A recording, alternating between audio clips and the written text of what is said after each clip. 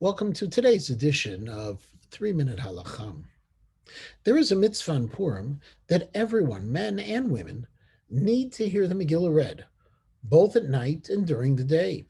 In fact, despite the common misconception, the daytime reading, according to most poskim, is even more important than the evening reading.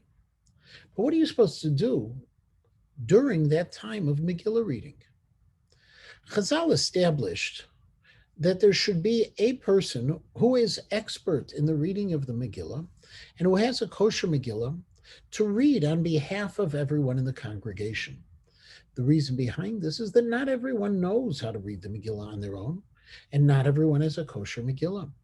And so, therefore, we can rely on a principle in halacha called shomea ke'ona, that one who hears something and listens intently is as if he has also recited it, which means that when the Balkore, the one who is reading the Megillah, is about to begin, he needs to have in mind that he's fulfilling everyone's obligation.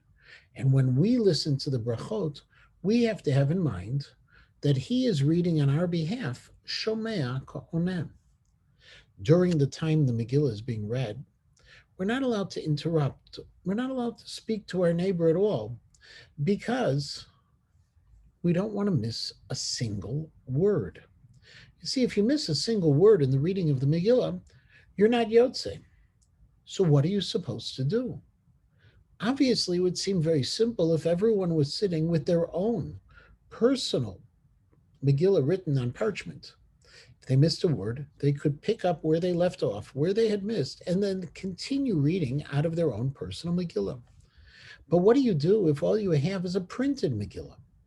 In that case, the halacha is that you still should read the words out of the printed Megillah and catch up as quickly as possible to the Shaliach Tzibur, to the one who is reading on our behalf.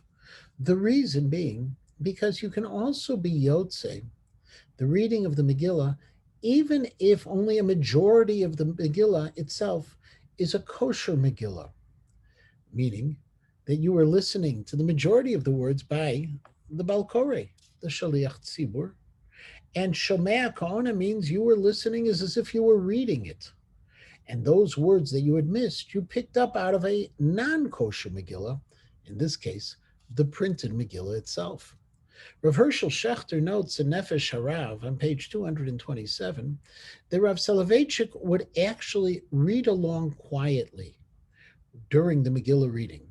His reasoning was because he didn't want to rely on this principle of a person having someone else read for him.